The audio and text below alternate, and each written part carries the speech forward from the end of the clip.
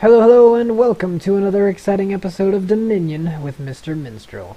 The game for today's episode comes from the final series for Dominate Dominion number 97. I've uploaded my own copy of the video and left the link for it in the description in case you wanted to check it out. With that being said, let's go ahead and jump into a discussion of the teams. On both sides, we see a relatively similar composition with two frontliners, a source of magic, and a source of physical damage. In addition to having similar rules, we also see that both of these teams have relatively similar amounts of CC. So I would say all in all that this was a very successful pick and ban phase for both the teams, as neither of them have a very glaring advantage over the other. One thing to keep in mind when the teams are this similar is the idea that the first team to get ahead is going to stay ahead. Consider this thought experiment. Say we have two equal Ramesses and we want them to race, and the winner of each race is going to get 2 movement speed. We set them off, and Ramess number 1 wins by pure luck at a quarter of a second. Well, now, every race we run is going to be in Ramess 1's favor, because he's already got that 2 movement speed to outshine Ramess number 2.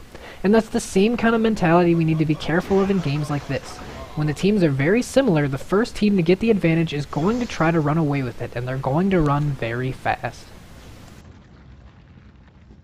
Let's pick it up at the very first fight for the top lane node, as that is largely going to set the pace of the game, as well as tell us a little bit about the composition matchups.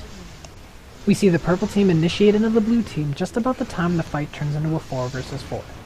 But the blue team does a great job of focusing out the very forward Maokai, and with their numbers advantage, they turn and focus out the Jarvan as well, eliminating the frontline champions for purple. From here, we see them try to push their advantage as they chase down the remaining 2 purple team champions, but they don't actually quite catch either. Nor do they try to channel the point at all. So really what happens is they're just being stalled for purple team to buy time for the reinforcements to make it. By the time Jarvan shows up, the fight is more or less over. Despite the fact that Lucian has been forced more or less out of the fight, the purple team is just far too healthy for the blue team to stand up to it, and eventually they are just zoned off the point entirely.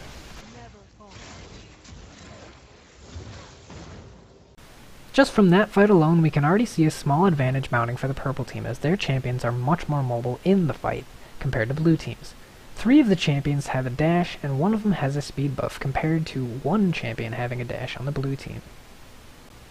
For this next part, we're just going to zoom through rather quickly and focus less on the fights themselves and look more at the board in general and try to recognize some of the patterns that are going on here.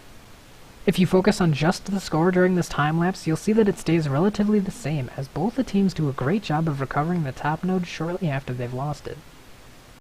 It's also worth noting that a lot of these fights take place in the jungle, because the jungle is a very hot commodity.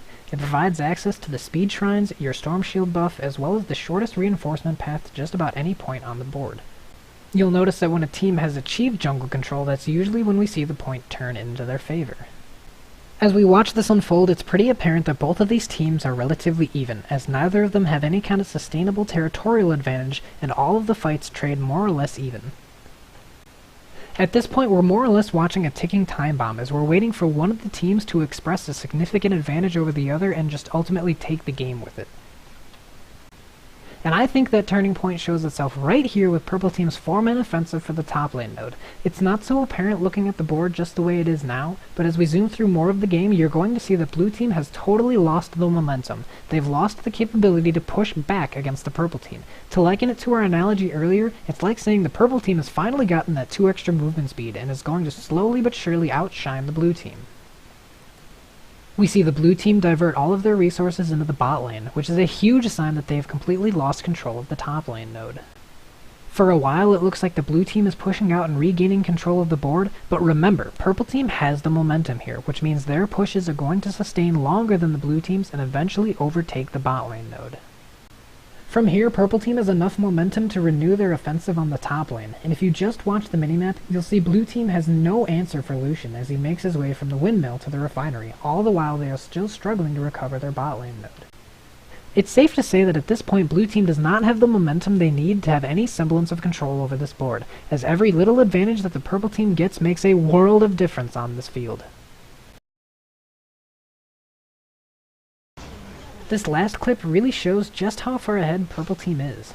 We see blue team's efforts in bot lane finally pay off as they're awarded a chance at capturing purple's bot point. It's a hard-fought battle, but they finally beat out purple team on 2 fronts to regain control of 3 points on the map. Their success is very short-lived, however, as by the time they've captured the bot lane node, Purple Team's offensive is renewed, and they do not have the resources they need to sustain a defense against such an attack, and thus the point returns to Purple. Although they weren't able to hold it, taking the point in the first place means that their momentum was finally starting to recover from the damage it had suffered nearly 10 minutes ago.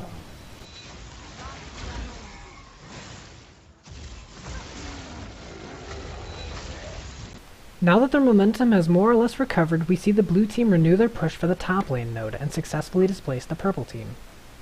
We see the board return to a state similar to that of the first half of this game, where neither team had a significant advantage over the other, and the territory more or less stagnated. We're again waiting for one of the teams to develop a small advantage over the other and run with it, but this time blue team cannot afford to make any mistakes as they only have 22 points left. Blue team's demise comes about in a rather unusual way. It starts with a great catch in the jungle on Jax and Maokai, forcing the purple team to retreat. However, nobody was left to defend top, making it very vulnerable to J-Force pressure, forcing Brand to defend it at a very low HP. Meanwhile, the rest of the team is caught in a very unfavorable engage in the jungle, and purple team makes short work of blue team on both sides, meaning they secure the jungle, the point, and eventually the game.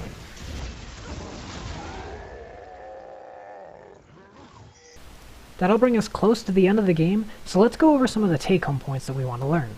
For starters, this game was very close, with both teams trading even for the first 10 minutes of this game.